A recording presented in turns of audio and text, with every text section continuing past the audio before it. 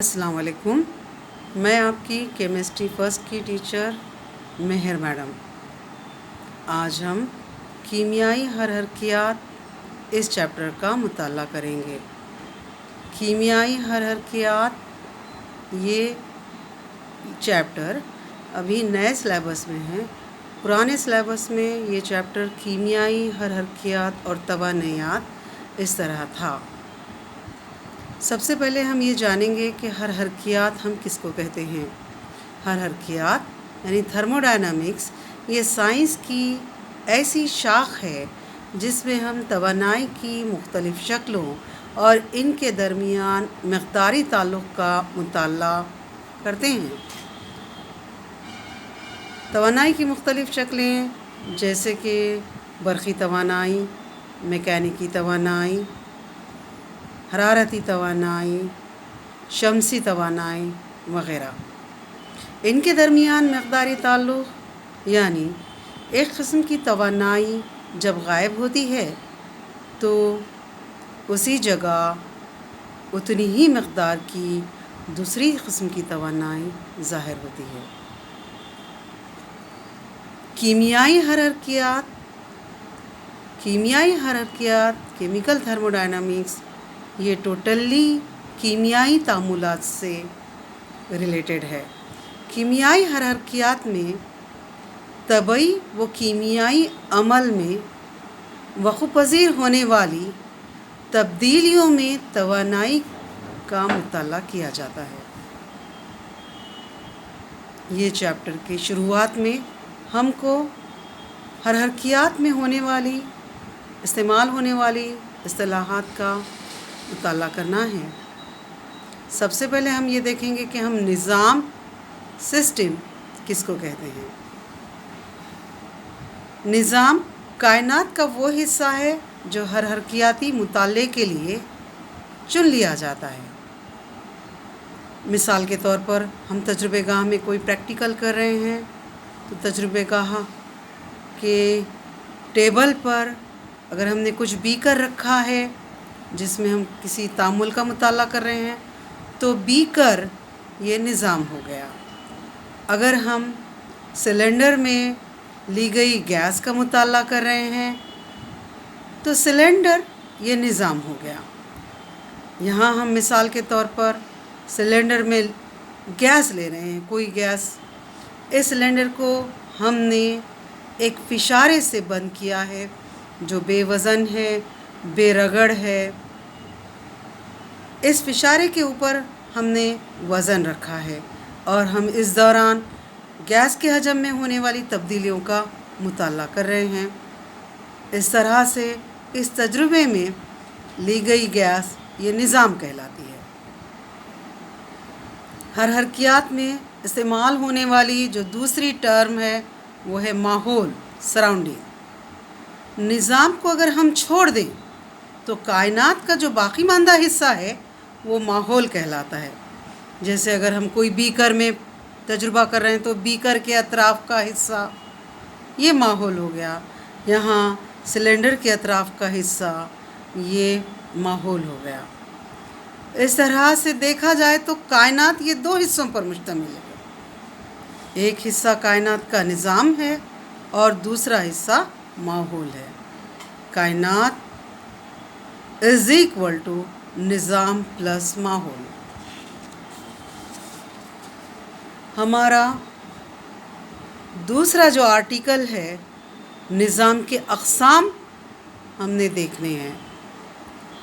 نظام اور ماحول میں مادہ اور توانائی آ جا سکتے ہیں، نظام سے مادہ اور توانائی باہر جا سکتے ہیں، باہر سے ماحول سے مادہ اور توانائی نظام میں آ سکتے ہیں۔ اس طرح سے نظام اور ماحول میں مادہ اور توانائی کے لین دین کی بنا پر نظام کے درج ذیل اقسام ہیں۔ سب سے پہلے ہم بات کریں گے کھلے نظام کی، اوپن سسٹم۔ مثال کے طور پر ہم نے بیکر کھلا رکھا ہے، یا پھر ہم ایسی مثال لے سکتے ہیں جیسے کہ ایک کھلے کپ میں ہم نے گرم کافی لی ہے، یہ بھی ایک کھلے نظام کی مثال ہو گئی۔ اس گرم کافی سے نہ صرف حرارتی توانائی ماحول کو منتقل کی جاتی ہے بلکہ پانی کے بخارات بھی ماحول کو دیے جا سکتے ہیں۔ ماحول سے بھی کوئی شے آ کر نظام میں گر سکتی ہے۔ اس طرح سے ایسا نظام جو حرارت یعنی توانائی اور بخارات مادہ دونوں کا ماحول سے لین دین کرتا ہے، ایسے نظام کو ہم کھلا نظام کہیں گے۔ اس کی تعریف ایسا نظام جو ماحول سے مادہ اور توانائی دونوں کا لین دین یا تبادلہ کرتا ہے کھلا نظام کہلاتا ہے۔ ہماری دوسری اصطلاح ہے بند نظام، کلوز سسٹم۔ ہم اس کی ایسی مثال لے سکتے ہیں جیسے کہ ہم نے کپ میں گرم کافی لی ہے اور اس کو ہم نے تشتری سے ڈھک دیا ہے۔ اب حرارتی توانائی تو ماحول کو دی جا سکتی ہے، لیکن مادہ بخارات یہ ماحول کو نہیں منتقل کیے جا سکتے، یا ماحول سے بھی کوئی شے یہ نظام میں آ نہیں سکتی ہے۔ تو ایسا نظام جو ماحول سے صرف توانائی کا تبادلہ کرتا ہے، مادے کا نہیں، یہ بند نظام کہلاتا ہے۔ نظام کی ایک اور قسم الگ تھلگ نظام ہے۔ اس کو ہم مجرد نظام بھی کہہ سکتے ہیں، آئسولیٹڈ سسٹم۔ آپ اس کو ایسے کہہ سکتے ہیں جیسے کہ تھرموس فلاسک میں ہم نے گرم کافی لی ہے، نہ تو نظام کی حرارت ہی ماحول کو دی جا سکتی ہے، نہ نظام سے مادہ ہی ماحول کو منتقل ہوتا ہے، نہ باہر سے کوئی شے نظام میں آ سکتی ہے۔ یہ دیکھیے، اس طرح سے ہم نے ایک مجرد باکس لیا ہے اور اس میں ہم نے گرم کافی تشتری سے ڈھانک کر رکھی ہوئی ہے۔ ایسا نظام جو ماحول سے مادہ اور توانائی دونوں کا تبادلہ نہیں کرتا، اس کو ہم الگ تھلگ نظام کہتے ہیں۔ یہاں شکل میں یہ ہو گیا کھلا نظام، یعنی کپ میں لی گئی گرم کافی۔ آپ دیکھ رہے ہو بچوں کہ توانائی یہ ماحول کو منتقل ہو رہی ہے، اور آبی بخارات بھی یہ یعنی مادہ بھی یہ ماحول کو جا رہا ہے۔ یہ شکل ہو گئی بند نظام کی، جس میں ہم نے کپ میں گرم کافی تو لی ہے، لیکن اس کافی کو ہم نے ایک تشتری سے ڈھک دیا ہے، جس سے توانائی یہ ماحول کو منتقل کی جا رہی ہے، لیکن مادہ یہ ماحول کو نہیں منتقل کیا جا رہا۔ اور یہ ہے الگ تھلگ نظام کی مثال، جہاں ہم نے مجرد باکس میں گرم کافی رکھ دی ہے تشتری سے ڈھانک کر۔ اب یہاں نہ تو توانائی ماحول کو منتقل کی جا رہی ہے، نہ ہی مادہ ماحول کو منتقل کیا جا رہا ہے۔ ہماری تیسری اصطلاح ہے حرکیاتی نظام کی خصوصیات۔ حرکیاتی نظام دو طرح کی خصوصیت رکھ سکتا ہے۔ ایک کو ہم انحصاری خصوصیت کہیں گے، اس کو ہم اردو میں جامع یا وسیع خصوصیت بھی کہہ سکتے ہیں، ایکسٹینسیو پراپرٹیز۔ یہ نظام کی ایسی خصوصیات ہوتی ہے جو نظام میں لی گئی مادے کی مقدار پر منحصر ہوتی ہے۔ جیسے مثال کے طور پر آپ کہہ سکتے ہو کمیت، حجم، رقبہ، مول کی تعداد، اندرونی توانائی، یہ سب انحصاری خصوصیت کی مثالیں ہیں۔ میں آپ کو کمیت لے کر سمجھاؤں گی۔ مثال کے طور پر ہم شکر لے رہے ہیں، 1 کلو گرام شکر اور 5 کلو گرام شکر۔ یہاں کمیت پہلے 1 کلو گرام ہے اور کمیت 5 کلو گرام ہے۔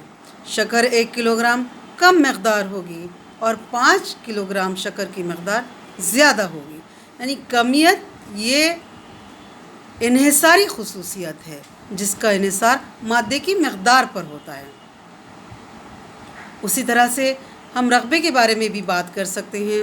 رقبہ، اگر ہم مستطیل کے رقبے کے بارے میں بات کریں تو یہ لمبائی اور چوڑائی، لمبائی ضرب چوڑائی مساوی ہے رقبہ۔ یہ لمبائی اور چوڑائی پر منحصر ہوتا ہے۔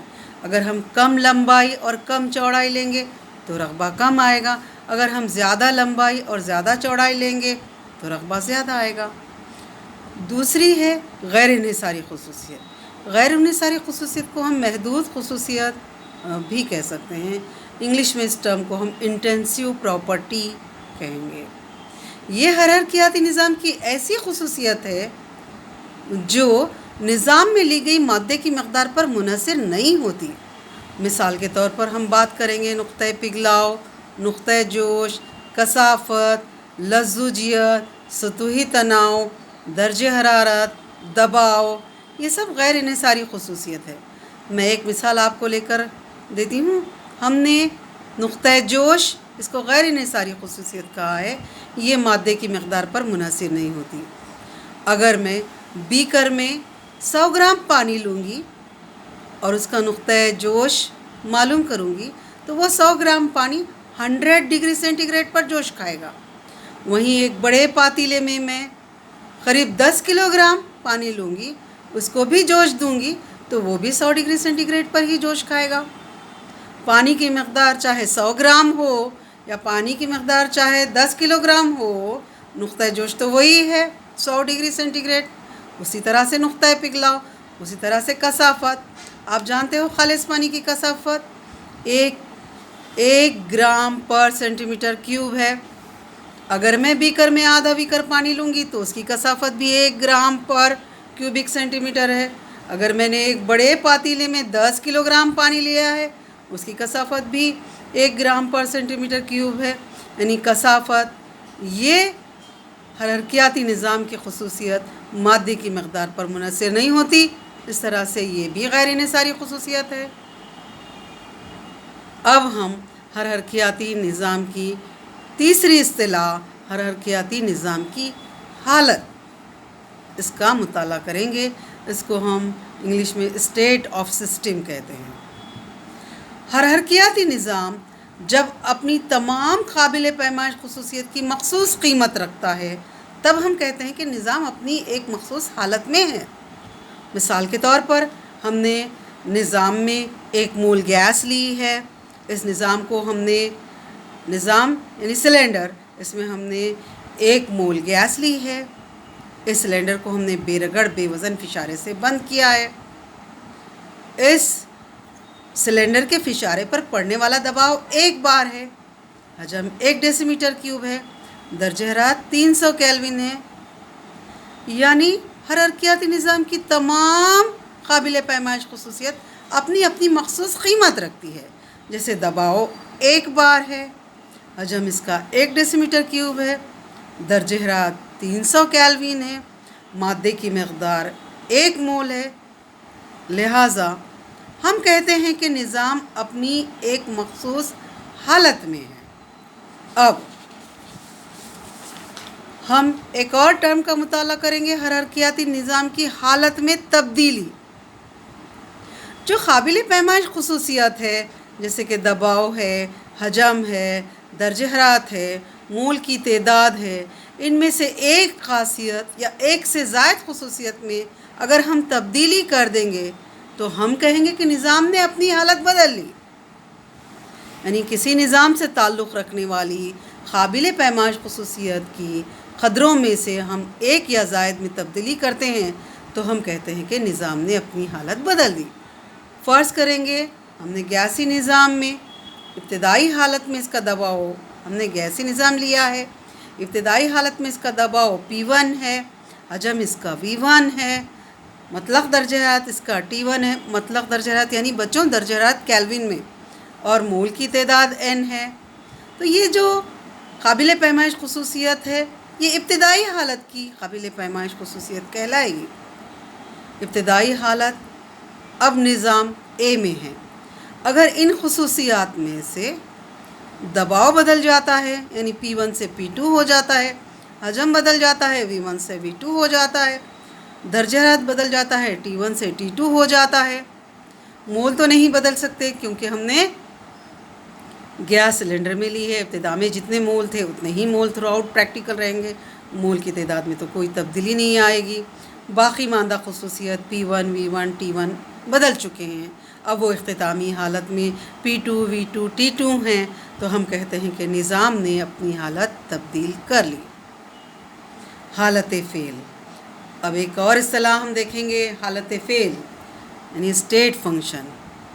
نظام کی ایسی خصوصیت جس کی قیمت حرارتیاتی نظام کی ابتدائی حالت اور اختتامی حالت پر منحصر ہوتی ہے۔ آیا ابتدائی حالت سے اختتامی حالت کو جانے کے دوران نظام کون سا راستہ اختیار کر رہا ہے اس بات پر منحصر نہیں ہوتی، یعنی ایسی خصوصیت جس کا انحصار صرف نظام کی ابتدائی حالت اور اختتامی حالت پر ہوتا ہے، راستے پر نہیں۔ اس کو ہم حالت فعل یا اسٹیٹ فنکشن کہتے ہیں۔ میں آپ کو بتاؤں، ہم حرکیات میں ہیں، لہٰذا اس کی مناسبت سے ہم نے دو خصوصیات لی ہیں، ایک دباؤ میں تبدیلی ڈیلٹا پی ہے اور ایک حجم میں تبدیلی ڈیلٹا وی ہے۔ یہ دونوں حالت فعل ہیں۔ اب آپ کو کبھی کبھی کوشچن کیسے آتا ہے بچوں کہ ثابت کیجئے کہ دباؤ میں تبدیلی ڈیلٹا پی حالت فعل ہے، حجم میں تبدیلی ڈیلٹا وی یہ حالت فعل ہے۔ تو ثابت کرنے کے لیے ہم ایک شکل بنائیں گے اس طرح سے۔ ہم یہاں دباؤ اور حجم کا مطالعہ کر رہے ہیں۔ نظام ابتدائی حالت A میں ہے، جہاں اس کا دباؤ P1 ہے اور اس کا حجم V1 ہے۔ اب نظام راستہ فرسٹ سے ہو کر حالت B کو آیا ہے، جہاں اس کا دباؤ P2 ہے اور حجم V2 ہے۔ اب آپ دیکھیے، دباؤ میں تبدیلی اختتامی حالت کا دباؤ منفی ابتدائی حالت کا دباؤ، یعنی P2 مائنس P1۔ حجم میں تبدیلی ڈیلٹا وی، یعنی اختتامی حجم منفی ابتدائی حجم۔ اب یہ تو ہو گیا جب نظام حالت A سے حالت B کو راستہ فرسٹ سے ہو کر جاتا ہے۔ اگر نظام دوسرا راستہ اختیار کرے، یعنی یہ پاتھ سیکنڈ سے ہوتا ہوا حالت B کو جائے، تب بھی دباؤ میں تبدیلی یہ P2 مائنس P1 ہی ہوگی اور حجم میں تبدیلی V2 مائنس V1 ہی ہوگی۔